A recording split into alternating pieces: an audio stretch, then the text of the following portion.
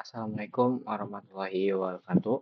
Pada video edukasi kali ini juga, saya akan membahas secara mendalam tentang salah satu protokol yang paling revolusioner dalam dunia keuangan terdesentralisasi, yaitu Uniswap.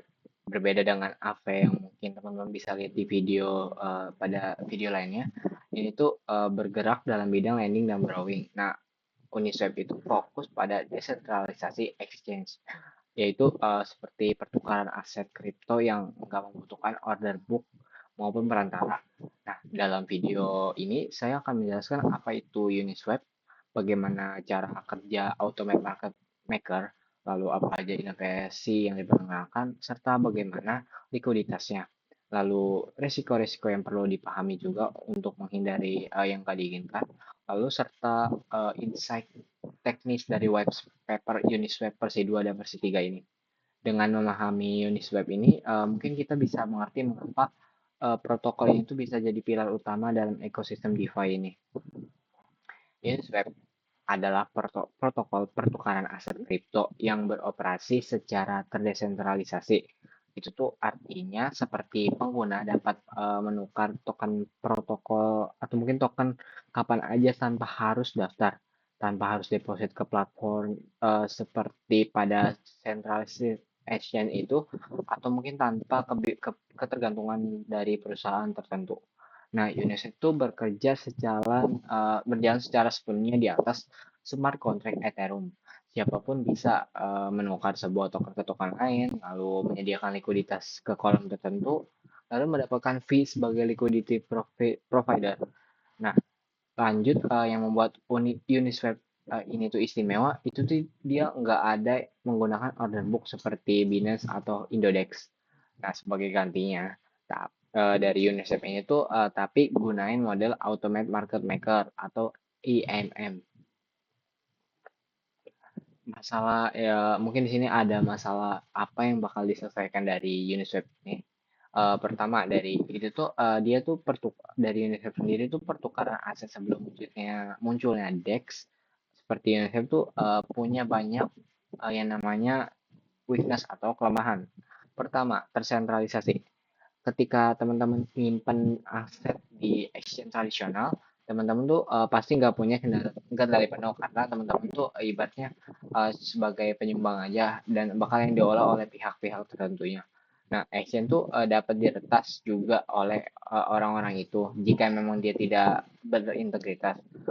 Lalu juga dibekukan juga serta atau mungkin bisa bangkrut seperti kasus FTX. Jadi kalau udah bangkrut tuh kita nggak bisa ngapa-ngapain lagi karena kita udah mengirimkan aset kita ke aset tersebut. Jadi kalau udah bangkrut ya berarti udah bakal hilang.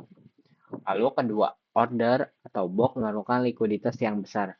Tanpa market-market profesional, harga tuh bisa bergerak liar karena nggak ada yang namanya cukup order atau beli atau mungkin cukup order dari beli atau jual. Ketiga, akses terbatas. Nah, beberapa negara tuh diblokir dari akses centralized exchange. Entah mungkin alasannya karena kebijakan atau mungkin karena alasan-alasan tertentu dari pihaknya yang tidak bisa mengaplikasikan dari exchange sentralis tersebut. Lalu keempat, ada proses listing token rumit. Proyek kripto tuh harus membayar biaya listing yang besar hanya agar token mereka tuh bisa muncul di exchange besar. Nah, Uniswap itu menghapus semua batasan ini. Jadi siapapun bisa membuat liquidity pool atau mungkin yang secara tanpa izin. Siapapun bisa bertukar 24 jam tanpa henti, menukarin token atau mungkin fitur-fitur lainnya, serta transaksi yang semuanya itu lebih transparan karena berjalan di sistem blockchain. Sini saya bakal jelasin cara kerja Uniswap juga atau mungkin yang tadi yang udah sempat disinggung di awal yaitu AMM atau Automate Market Maker. Ini tuh intinya tuh pembahasan Uniswap itu tuh bakal benar-benar memahami atau kita tuh bakal bisa memahami protokol ini. Kita tuh pertama tuh harus tahu cara bagaimana AMM itu bekerja. Pertama, Constant Product Formula. Ya, Indonesia tuh menggunakan model matematika sederhana, namun sangat efektif. Mungkin teman-teman nggak asing karena itu pernah muncul-muncul soal MTK juga. Dari itu tuh X kali Y sama dengan K. Nah, ini tuh di mana ibaratnya X itu jumlah token pertama dalam pool, lalu Y itu ibaratnya jumlah token kedua, lalu K itu ibaratnya konstanta nilai yang tidak boleh berubah.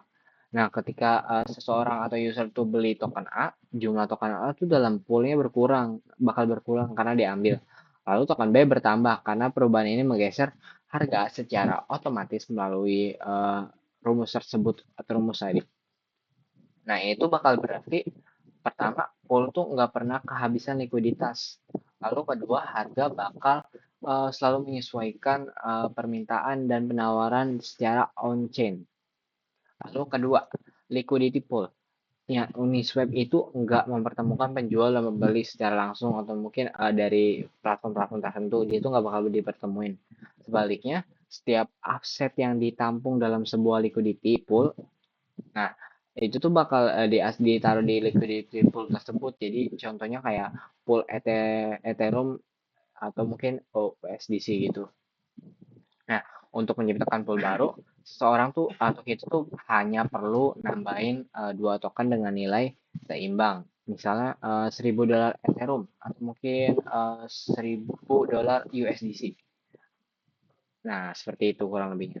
Lalu tiga itu ada liquidity provider token atau LP token. Ini tuh ketika teman-teman nyediain likuiditas, teman-teman bakal dapat namanya LP token sebagai bukti kepemilikan dari pool tersebut. Nah, token itu bisa ditukarin kembali dengan bagian yang ingin ditambahkan fee-nya. Lalu ada trading fee. Setiap swipe itu dikenakan fee. Umumnya tuh sekitar 0,3%. Fee ini tuh nggak masuk ke perusahaan atau developer, melainkan dibagikan kepada liquidity provider sebagai imbalan. Yang terakhir atau ada sleep pack dan harga. Nah, karena harga yang ditentukan itu oleh pergeseran dalam pool, seperti transaksi besar itu tuh bisa nyebabin perubahan harga yang signifikan. Ini dikenal mungkin dengan namanya slippage. Nah, di sini selanjutnya bakal ada yang namanya perkembangan Uniswap dari versi 1 ke versi 3. Nah, Uniswap tuh berkembang loh dari waktu ke waktu. Pertama, Uniswap versi 1. Ini tuh versi awal dengan fitur yang sederhana. Swap pertama tuh kayak contohnya swap antara ETH dengan token ERC20 dan lain sebagainya. Lalu Uniswap versi 2 itu fiturnya tuh lebih matang, ada perkembangan. Seperti swap tuh langsung antara mungkin swap tuh langsung antar dua token ERC20, bisa lebih dari satu gitu. Lalu ada more secure price oracle, jadi lebih aman juga. Lalu yang terakhir ada flash swap. Ini tuh bisa pinjam token tanpa modal, mirip flash loan yang ada di pembahasan sebelumnya, yaitu dari F. Yang terakhir ada Uniswap versi 3. Ini tuh inovasi terbesar karena memegang konsep baru. Pertama, concentrat liquidity. Nah, ini tuh liquidity provider dapat milih rentang harga tertentu untuk menyediakan likuiditas tersebut. Artinya, dana kita bisa bekerja lebih efisien dibandingkan model versi 2 tadi. Nah, di sini ada NFT position. Ini tuh posisi likuiditas tuh nggak lagi direpresentasikan dalam LP token biasa, melainkan dalam bentuk NFT. Ini tuh karena setiap posisi memiliki rentang harga yang unik atau mungkin ada ke spesialisasinya masing-masing. Lalu ada capital efficiency. Dengan sistem ini tuh likuiditas dapat 4.000 kali lebih efisien dibandingkan versi 2. Nah, di sini ada use case nyata dari Uniswap. Pertama, swap token secara instan. Teman-teman bisa nukerin token dengan tanpa harus registrasi. Lebih mudah, lebih fleksibel, dan lebih simpel. Lalu ada leasing token baru. Ini tuh proyek kripto bisa membuat pool sendiri tanpa prosedur rumit. Lalu ketiga ada passive income dari liquidity providing. Ini tuh provider tuh dapat atau bisa mendapatkan bagian dari fee transaksi tersebut. Lalu ada arbitrage, ini tuh trader bisa manfaatin perbedaan harga antara DEX dan CHEX. Lalu yang kelima ada one chain price discovery. Ini tuh Uniswap bisa menjadi acuan harga karena likuiditasnya itu besar. Resiko dan kekurangan Uniswap. Nah, meskipun UNICEF menawarkan banyak kelebihan, kita tuh pasti memiliki resiko. Nah, begitupun dengan UNICEF tersebut. Pertama, impermanent loss, maaf. Ini tuh bisa terjadi ketika kedua harga token tersebut dalam pool itu berubah signifikan, berubah jauh juga. Lalu ini tuh bakal dari liquidity provider tuh bisa bakal mengalami kerugian dibanding hanya menyimpan token. Jadi itu dia karena dia berulah atau mungkin ibaratnya beraktivitas karena dia beraktivitas tersebut dan harga kedua token itu berubah signifikan maka dia akan rugi dibandingkan dengan orang yang hanya menyimpan token.